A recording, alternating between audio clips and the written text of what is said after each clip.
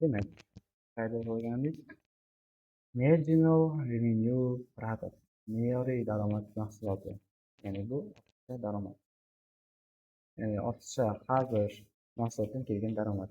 Bu tushuncha resurslardan, masalan, mehr yoki kapitaldan qo'shimcha ma'qul foydalanish orqali onaviy qo'shimcha daromadni anglatadi. Ya'ni formulasi bu yerda mana marginal revenue product tenglar marginal revenue hozirgi eslatma uchun yozib qo'yaman, o'chirishni so'rayman. MR bo'ladi. Marginal revenue. Marginal revenue bu me'yoriy daromad. Ya'ni bu o'sha mahsulot sotgandan keyin kelgan me'yoriy daromad keladi. Marginal product level yoki capital. Ya'ni bu aytdikku mana mehr yoki kapital deyapti. Bu yerda mehr yoki kapitalning me'yoriy qiymati bo'lishi kerak. Shuni ham yozib qo'yadigan bo'lsak.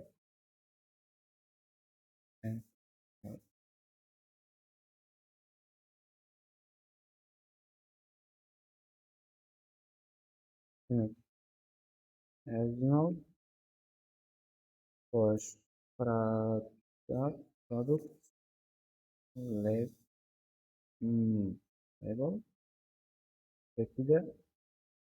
capital.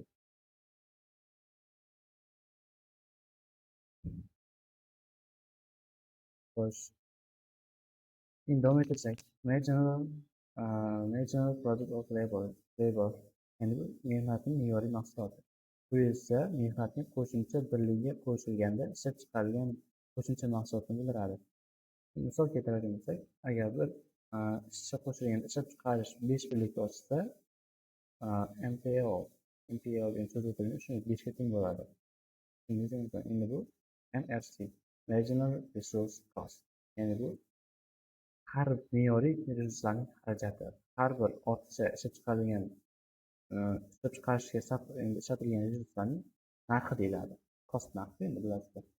Bu tushuncha resurslarning qo'shimcha birligini ishlatish bilan bog'liq qo'shimcha xarajatlarni aytadi. Yo, faqat qo'shimcha bo'lib ketdi, tushunmay qolmayman, uzr so'rayman. Endi qisqacha tushuntirdim endi. Agar bir ishchi yollash yoki kapitalni qo'shishdan xarajatlar bo'lsa, bu xarajatlarni MSC orqali hisoblash mumkin.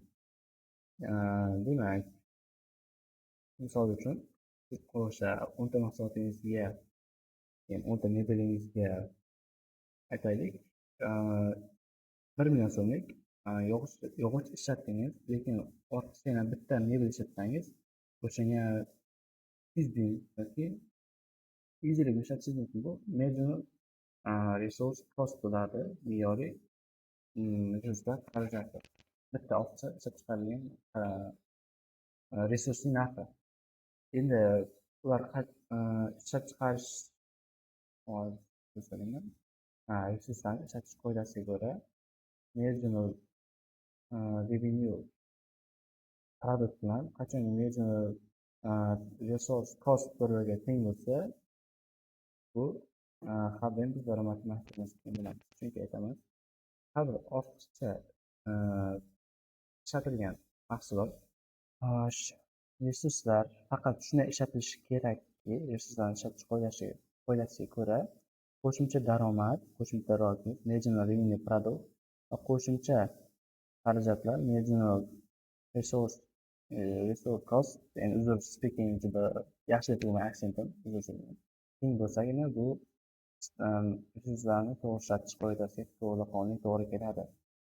Bizda force majeure holatlarimiz ham bo'ladi, ya'ni uchta holatimiz bor. Sizga yozib vaqtni ma'lumot beravermasdan alohida.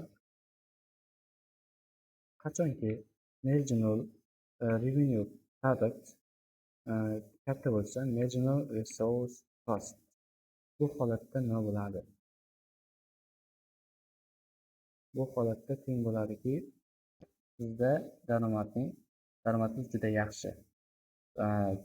Biz qancha ko'p mahsulot resurslarni ishlatsak, shuncha ko'p daromad olamiz degani. Hozir aytamiz. Demak, daromad yuqori. Ikkinchi sifatimiz bor. Marginal revenue product bo'lishi kerak. Marginal resource cost. Bu holat nima bo'ladi? Albatta,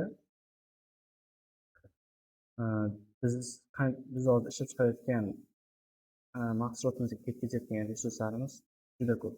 Ko'p ketyapti. Biz uni kamaytirishimiz kerak. Daromadni stabilizatsiya qilishimiz kerak. Hozir daromadimiz kam, daromadimiz past qiladi. Endi uzr so'rayman. Endi daromaddan foyda desak bo'ladi. Foydamiz bu yerda foydamiz yuqori bo'ladi agar marginal revenue product marginal resource costdan katta bo'lsa, foydamiz qachonki past bo'ladi? Marginal revenue product marginal resource costdan. Xo'sh, darsimizga yetib keldik. Xo'sh, bu yerda hozir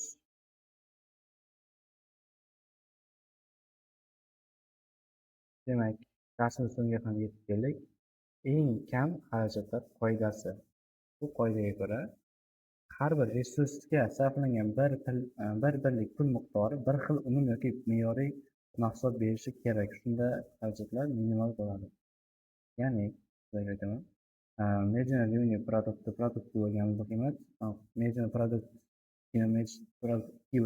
teng bo'lishi kerak. Masalan, biz bitta ishlab chiqarilgan ortiqcha mahsulotimiz keltirgan daromad ikkinchi ishlab chiqarilgan ortiqcha me'yoriy mahsulotimiz keltirgan daromadga teng bo'lishi kerak. Bu hozir eng kam xarajatlar qoidasi ishlaydi turibdi.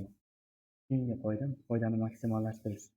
Endi bu menimcha eng muhim joy deb o'ylayman. Foydani maksimallashtirish qoidasi. Bu qoida bo'yicha raqobatli bozor sharoitida har bir resurs shunday ishlatiladiki, uning pulda ifodalangan me'yoriy mahsulot uning narxiga teng bo'lmaguncha. Endi sizlarga tushuntiraman.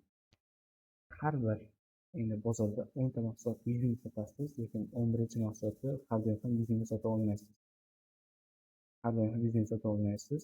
50 ming 60 ming tushib ketishi mumkin. Lekin foydani maksimallashtirishda esa o'sha har bir ortiqcha ishlab chiqarilgan mahsulotingizning narxi oldingi mahsulotlar soni narxiga teng bo'lsa, o'rtasidagi nisbat 1 ga teng bo'lsa, mana 1 ga teng bo'lgandagina foyda maksimal nuqtaga erishadi. Menimcha tushundingizga umidaman. Xo'sh, demak, degan ekan, bugungi darsimiz o'z oxiriga yetdi. Yana bir uzr so'rayman sizlardan. Darslarimiz sal kechikyapti. Endi dars vaqtida fikrlaringizni bilmoqchiman.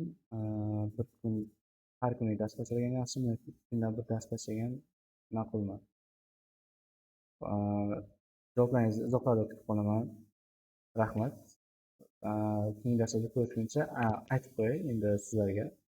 Keyingi darsimiz bozor haqida bo'ladi. Ya'ni iqtisodiyotga asosiy yana kirib bormoqdamiz. Asosiy qism bozor. Endi o'zingiz uchun izlanib ko'rsangiz bo'ladi bozor haqida ma'lumotlarni. Keyingi dars yana to'ldiramiz joyini.